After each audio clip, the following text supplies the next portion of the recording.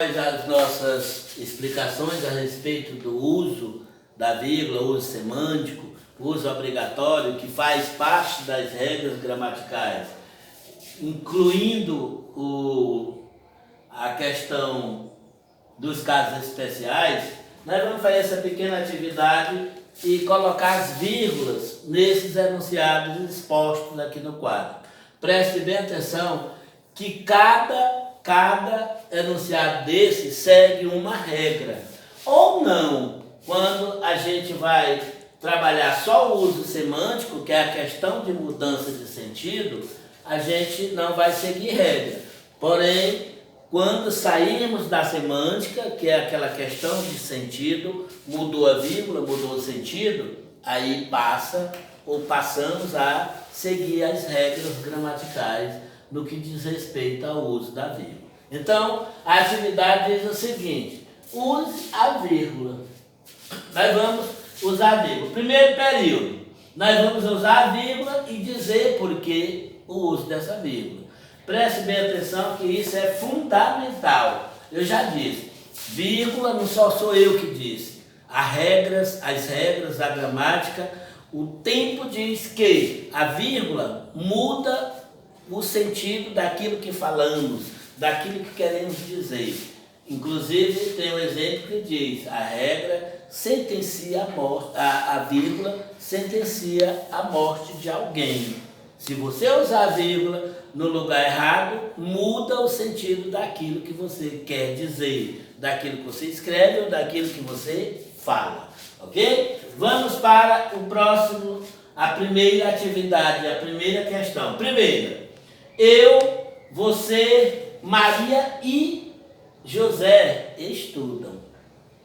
Então vejam só, nós temos aqui o eu, temos o você, temos Maria e temos José.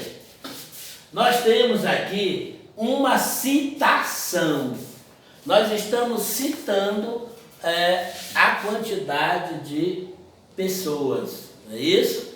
Então, é uma quantidade de ser qualquer. Pode ser pessoa, pode ser objeto, pode ser o que for. É uma citação. Eu fiz uma citação. Qual é a primeira citação? Eu. Citei eu, então, vírgula. Segunda citação é você. E a terceira citação é Maria e José, é a quarta. Então vejam só, todos esses seres praticam o mesmo verbo, que é o verbo estudar. Então aqui nós temos o que? Uma citação. E nas citações nós devemos usar vírgula entre um elemento e outro que fazem parte desta citação. Então, o último aqui não tem vírgula, por quê? Porque é uma citação. Se você for usar o i, não tem a vírgula, eu estou fazendo uma citação. Mas se eu tirar o i, cabe a vírgula. Ficaria eu, vírgula, você, vírgula, Maria, vírgula, e José, não, Maria e José. O i sairia. Se eu tirar o i, coloco vírgula. Se eu tirar a vírgula, coloco o i. Então, vejam só, esse i está se apresentando em substituição a uma vírgula. E aqui nós temos uma citação. Eu citei, fiz uma enumeração. Tanto faz eu dizer citação quanto eu dizer enumeração. Enumerei seres. Primeiro ser sou eu, segundo é você, terceiro é Maria e o quarto é José. Então, nas citações, separando citações e enumerações, nós temos que colocar todas essas citações, essas enumerações, separadas por vírgula, ok? Vamos para o segundo. Pedro, o meu mestre, é feliz. Então, nós temos um termo que explica algo sobre Pedro. Que eu poderia dizer só isso. Pedro é feliz. não é isso? Eu poderia dizer, Pedro é feliz, está normal. Mas eu estou explicando quem é o Pedro. E o termo que explica sem o verbo, nós vamos chamar de aposto. Então aqui nós temos um aposto. O que é o aposto? É o termo que explica e não explica, não faz essa explicação em torno de um verbo. Eu disse, Pedro, o meu mestre, é feliz. O ó é artigo, o meu é pronome e o mestre é substantivo. Então, toda vez que aparecer um aposto no meio de uma oração, de um período qualquer, esse aposto vai ficar entre vírgulas. Se ele aparecer no início, ele vai aparecer separado por vírgula. Se ele aparecer no final, também aparecerá sem, após uma vírgula, ok? Então, o aposto principalmente no meio das orações, dos enunciados, ele tem que ficar separado por vírgula, ok? Nós temos a outra oração, que diz, atenção, vejam só que eu chamei, atenção, eu chamei para poder falar alguma coisa. Quando eu chamo, eu coloco a vírgula. Porque essa palavra atenção, nós vamos chamar de vocativo. O que é o vocativo? É o termo que chama, que nós usamos para fazer um chamamento. Se eu fizer assim, psiu, silêncio, atenção, menino, quer dizer, eu estou chamando a atenção de alguém para falar alguma coisa para esse alguém. E toda vez que o termo serve para chamar, nós vamos chamar de vocativo. E o vocativo tem que ser separado por vírgula. Então fica assim, atenção, a aula vai começar, ok? Inclusive, a gente sabe que o vocativo não faz parte dos termos da oração, não é isso? É simplesmente um termo que serve para chamar a atenção.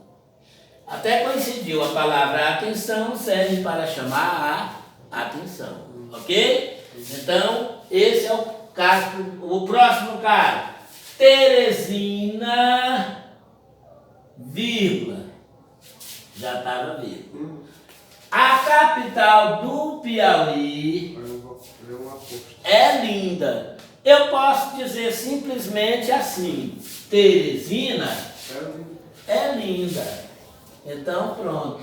Esse termo que está entre vírgula está servindo simplesmente para dizer alguma coisa a respeito de Teresina, do ser de quem estamos falando, não é isso?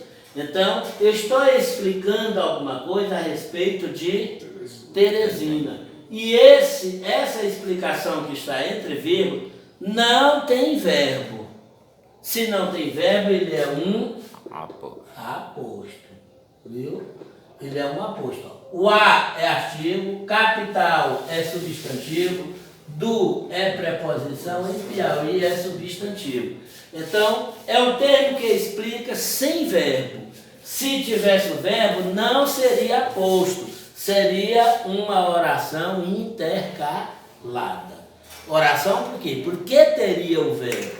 Nesse caso não tem o verbo, está explicando sem a presença do verbo, nós vamos chamar simplesmente de aposto. O aposto serve para o quê? Explicar. Explicar algo, ok? Então, esse é o caso em evidência. Vamos ver o próximo. O amor, assim fala meu pai, é lindo. Observe só a diferença. O amor é lindo. Eu poderia simplesmente dizer, o amor é lindo. Esse termo, assim fala meu pai, ele vai ficar entre vírgula, porque também está explicando. Só que é diferente do primeiro, do acima. Essa parte de cima, o exemplo 4, está explicando sem verbo. Então é um aposto. Esse aqui está explicando com verbo. Então isso aqui nós vamos chamar de oração intercalada. Então por que intercalada? Porque está no meio do enunciado e não vai fazer falta se ela sair, essa oração. Mas por que, professor, é uma oração? Porque tem o verbo. Se tiver verbo, vai ficar sendo uma oração intercalada, mesmo explicando. Se não tiver verbo, também explica, mas vai ser um aposto. A diferença do aposto para a oração intercalada é que o aposto explica, vai estar entre vírgula, sem verbo. E a oração intercalada também explica, também vai ficar entre vírgula, mas tem o verbo, porque nós chamamos de oração. E toda oração tem que ter verbo, ok? Então, aqui é uma oração intercalada. Vamos para o próximo. Exemplo 6. Essa reticência quer dizer que alguma coisa foi dita antes. Uma andorinha só não faz verão. Observe só que eu queria dizer assim. Carregar pedras entre o Rio e São Paulo, uma andorinha só não faz verão. Eu posso dizer assim, ó. Uma andorinha só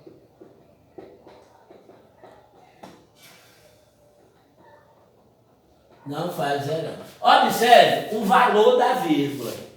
Aqui diz o seguinte: uma andorinha só não faz verão. Não vai ter vírgula. Porque esse verão é uma estação do ano. É o inverno, é o verão, é o outono, é a primavera. Uma andorinha só não faz verão. Ok? Mas a outra diz, a reticência está querendo dizer o que eu acabei de falar. Carregar pedras entre o Rio e São Paulo, uma andorinha só não faz.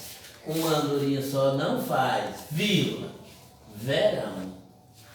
Esse verão não é mais uma estação do ano. Aqui é o que? É um substantivo. Aqui vai ser um verbo. Do verbo ver. Aqui diz, uma andorinha só não faz verão, não faz inverno, não faz outono, não faz primavera. Mas aqui a outra diz, uma andorinha só não faz, vocês verão. Aqui seria um verbo. Quando eu boto a vírgula, deixa de ser substantivo e passa a ser um verbo. Então, vamos para o próximo exemplo. Ele ama e odeia e ama demais. Ele ama, vírgula, e odeia, vírgula. Por quê? Porque o i está sendo repetido. É aquela história do caso especial da vírgula.